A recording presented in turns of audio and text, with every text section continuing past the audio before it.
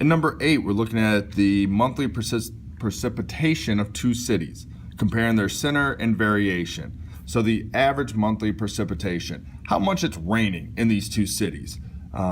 This is something that when you're moving to a place, you may want to take into account, like, is it a rainy, is it a sunny kind of place? So really rainy, you're going to be in the northwest. Really sunny, you might be in the deep southeast or the southwest as well. But anyway, back to what we have. We have our two cities, City A and City B. I want to be able to compare these two by center and variation. Again, box and whisker, we use median and IQR. I will never use mean because I don't have all the data points.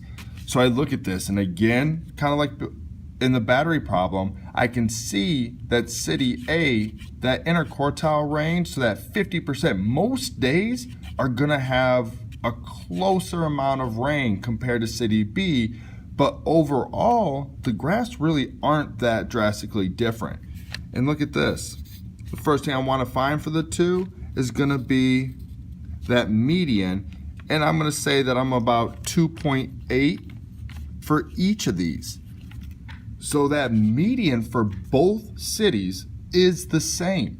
So I would expect about 2.8. This might be inches, so typically that's how it's measured. So they both have about 2.8 inches per month. So when I look at the IQR now, their upper quartiles are both the same. So we're going to label that. That looks about the same distance. So we're going to say these are both 3.8. The lower quartile, A is about 1.8 and B is at 1. So that variation here is about 2 inches. The variation here is about 2.8. So I might see a difference, or 50% of my data is going to be within 2 inches. So most months are going to be within 2 inches of each other. For City B, that most of the months will be within 2.8 inches of each other.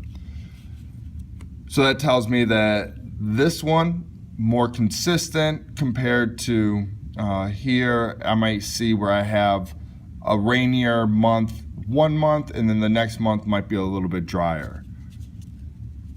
But now the big piece that we want to be able to do, we can create and find these two, but now we want to make sure we can answer specific questions. So overall, which city had more precipitation? If I look at this, kind of where their highest point was, City A has the greater level of precipitation.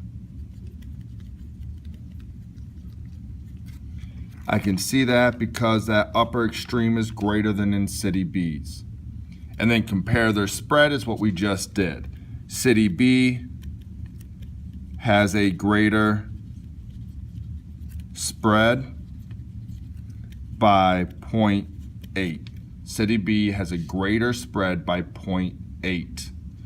So it's about half as much. It's about 50% more of a spread than City A.